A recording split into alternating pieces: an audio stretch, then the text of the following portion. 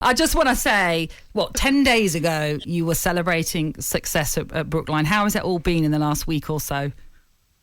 It's been a million miles an hour, to be honest, ever since.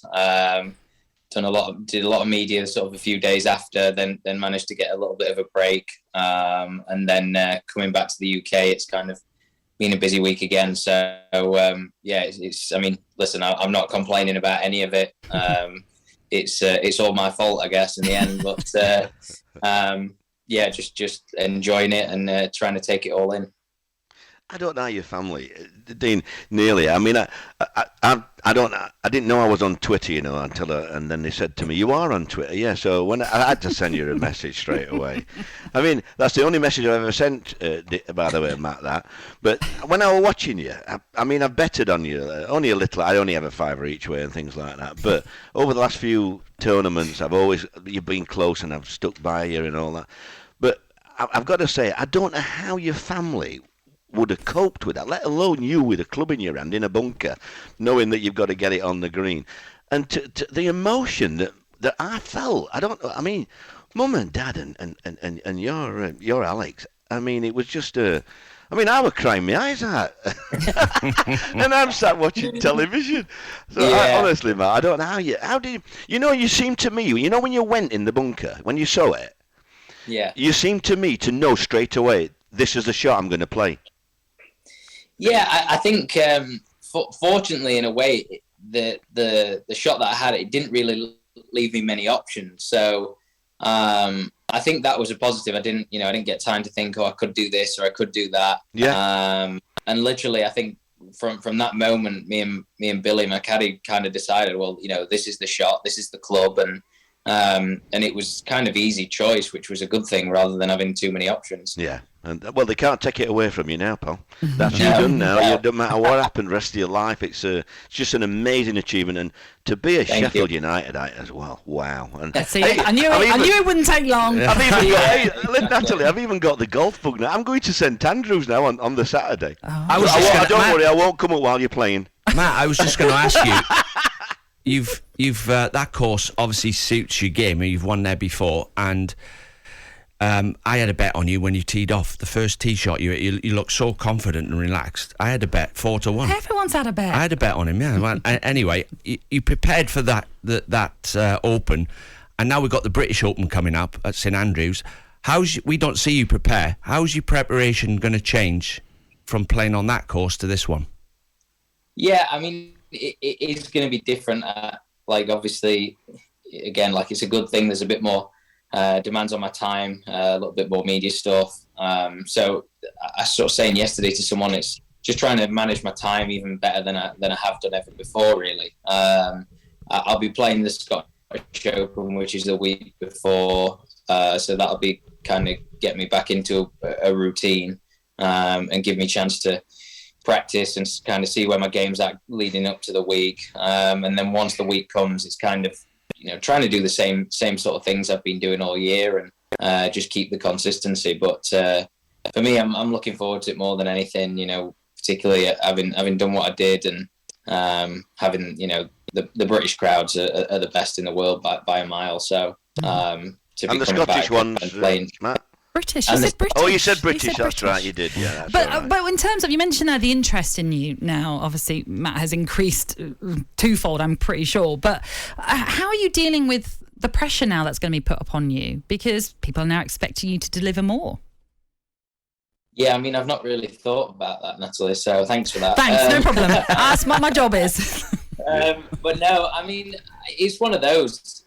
I feel like, particularly when I first came out on tour, there was kind of a little bit of pressure. And then I would say for the most part of my career, I wouldn't really say I've had, people expecting me to do anything. That's kind of always been the way I've kind of gone, is under the radar and not really having those expectations from others, which is really nice, to be honest. So this is obviously going to be different. And I think the big thing is just to try and really think about the expectations that I put on myself and just try and manage those as best I can, really. And I guess Billy Foster's going to be really important to you then, making sure you stay in control of the situation.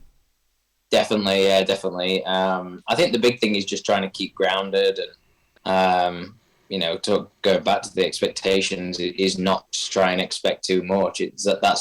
That was my whole feeling at the country club. I just tried to enjoy the week, and I really did, and it definitely. I said to a lot of people that week, it didn't necessarily feel like a major. It felt something different because I've had the history there, and because I've played well there before. So I think that made a big difference to my game as well. And I think going forward, I've just got to try and do more of that. Do you know what I loved about it, Matt, as well? You're a level-headed lad. I know people who know you're up there. They talk to me about how much you practice, how much hard work or dedication you've put in over the years. But do you know the thing that pleased me more than anything, which I thought was fabulous, was that you went back and lived with the same family when you won your amateur, all them years ago, and you kept that down to earth. And for me, that tells me a story. A lot of people would have gone in a top class hotel or hire a villa and stuff like that, and you went back to the same family where you had your success. And I've got to say, them pictures of you and your kid when he was caddying, I think they were classic pictures then, weren't they? Yeah, they're hilarious. It's so funny. I mean, I saw a lot of those pictures, obviously, that week. The clubs look bigger than you then. Yeah, no, it's just crazy how young we both look. I mean, my brother, it really is crazy. So, and I can't believe it was 9 years ago, and time's gone so fast. He's playing today, isn't he? He's playing in the Irish Open, isn't he, today? Is it today? Yes, yeah. Yeah, so 12:40, I think he is. Yeah. Right. Yeah. Oh. Matt, you know the shot. That shot's going to go down in history as one of the best shots ever. The bunker shot. Talk us through. Yeah, you went in, so you've hit the ball in the bunker. You and Billy are walking up to the ball, and what's your conversation going like? You're out in the sand, the wind. What did you do? Yeah, I mean, I'll be honest, I was praying for it to be short of the bunker. I wanted anywhere but the bunker. It's not been a strong suit of my game this year. I struggled out of the fairway bunkers, and I just didn't want it in there. And so we got there, and like I said, it only gave me one option. There was a line to the green that was kind of towards the left edge of the green, and if I hit it straight, it would have got on the green. If the ball had just gone dead straight, so I figured hit it dead straight, get it on the green, 2-putt, and you've got a good chance. Just give yourself a chance of making a 4, basically. And before it, me and Billy, we got there, and it was like the perfect yardage for a 9-iron. Everything like that with the wind and everything. It really was spot on. And then I hit it, and I mean, it just came out 10 times better than I ever thought it would, and it was always moving towards the flag. And I mean, at the time, right after the event, I kind of, people were like, oh, what a shot it was. And I was like, yeah, it was a good shot, and I was pleased with it. And I didn't really think about it. And then I've kind of watched it back since and thought about the actual shot and everything around it. And I really thought to myself, like, yeah, that is clearly the best shot I've ever hit. So, Matt, do you know what? I'm kind of trying to cram in as many questions as we can because I'm conscious of the time, and thank you so much for giving us your time. I was at a wedding recently of a friend of yours, Paul Digby, and at this wedding, not only was it was Paul's wedding, but there was Jack Haslam, who were all, I think, schoolmates of yours. And what I want to know is, what is it about the water in Sheffield that just continues to produce athletes from the city of Sheffield? It's incredible. Yeah, I don't know what it is. I mean, I was lucky, like literally 3 of my best pals, one went to college in the States to play football, and one's professional, Paul, and one he was a professional diver, and he did a Commonwealth. And I mean, those are just 3 of my pals, and there's loads of stories of great Sheffield athletes. And I think for me, it's kind of the mentality of being in Sheffield. Neil knows it's always the underdog. You've always got to work hard. You got to work as hard as you can to get whatever you can. And I think because of that and the way people are, I mean, I've noticed, it's interesting coming back from America, I've noticed it here that it's much more, it's all about working hard, basically. And in America, it just doesn't feel that. It's everyone's, not to be negative, everyone's so upbeat and everything in America, and everyone seems a bit more dour. think that's what gives you the mentality to battle it out, to grind it out, and try and win. So I definitely think being from Sheffield is definitely an advantage. I bet your PE teacher is thinking, "Oh, look at me, success story after success story." Yeah. Exactly. Yeah.